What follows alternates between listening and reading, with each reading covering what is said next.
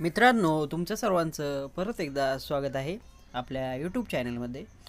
तर तुम्हाला आपल्या गोष्टी आवडत असेल तर आपल्या चॅनलला सबस्क्राईब करा आणि व्हिडिओजला लाईक करत जा आणि शेअर करत जा तुमच्या मित्रांसोबत. चला, आजच्या गोष्टीचं नाव आहे शेतकरी आणि त्याचे 4 मित्र. एका सुंदर गावात एक मेहनती शेतकरी राहत होता. तो प्रामाणिकपणे आपली शेती करत असे आणि त्याचे शेत नेहमीच भरभराटी असे. त्याला खूप उत्पन्न मिळत असे. शेतकऱ्याचे 4 विश्वासू मित्र होते. त्या मित्रांमध्ये होता कावळा, कबूतर, बकरी आणि कुत्रा. हे 4ही मित्र त्याच्या शेताच्या कामात खूप मदत करत असत. कावळा आकाशातून शेतावर लक्ष ठेवत असे. कबूतर आपल्या पंखांनी पिकांना पाणी शिंपडत असे. बकरी शेतातील तण खाऊन चाकत असे, तर कुत्रा शेताचे राखण करत असे. शेतकऱ्याने आणि त्याच्या मित्रांनी खूप मेहनत घेतल्यामुळे शेत भरपूर फुलले होते. गहू, भात, भाजीपाला सर्वत्र डोलवत होते.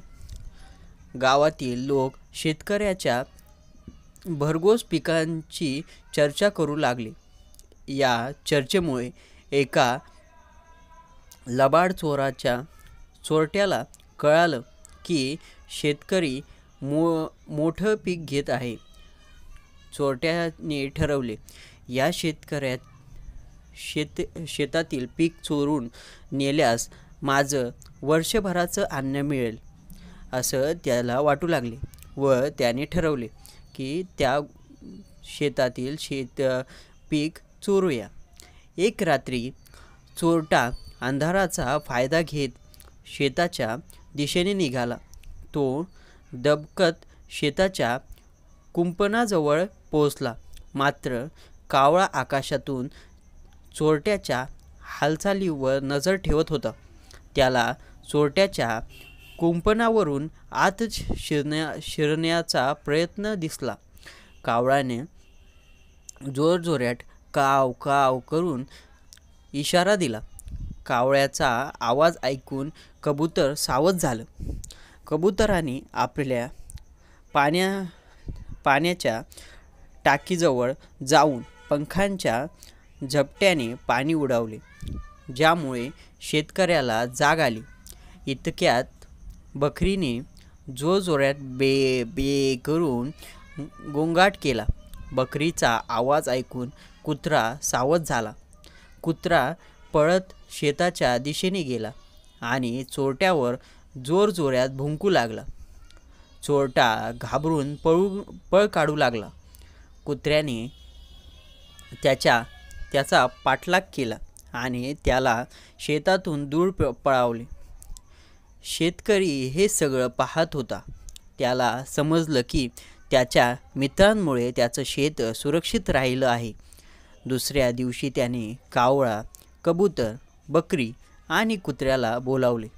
शेतकऱ्याने प्रत्येकाची आभार मानले आणि त्यांना चांगलं अन्न दिलं.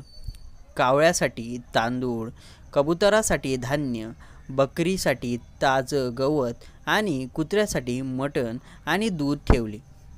शेतकरी म्हणाला, खऱ्या मित्रांमुळे संकट सहज दूर होतात. तुमचं माझ्यावर असलेलं प्रेम आणि तुमची साथ यामुळे मी सुखाने राहू शकतो. मित्रांनाही आनंद झाला आणि त्यांनी मेहनतीची कदर झाली. या कथेतून आपल्याला काय शिकवण मिळते बरं? ही कथा आपल्याला शिकवते की एकता आणि मैत्रीने कोणत्याही अडचणीवर मात करता येते. खरे मित्र संकटात सोबत देतात आणि आपल्याला यशस्वी होण्यासाठी आधारस्तंभ बनतात. आपल्यालाही आपल्या मित्रांची काळजी घेत आलं पाहिजे. तर मित्र संकटकाळी खूप मदत करतात.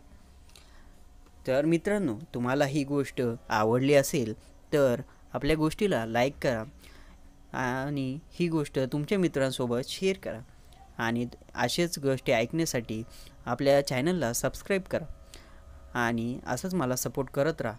मी अशाच नवीन नवीन गोष्टी तुमच्यासाठी बनवत राहीन व आणत राहीन या चॅनलवर. तो सबस्क्राईब करा आपल्या चॅनलला.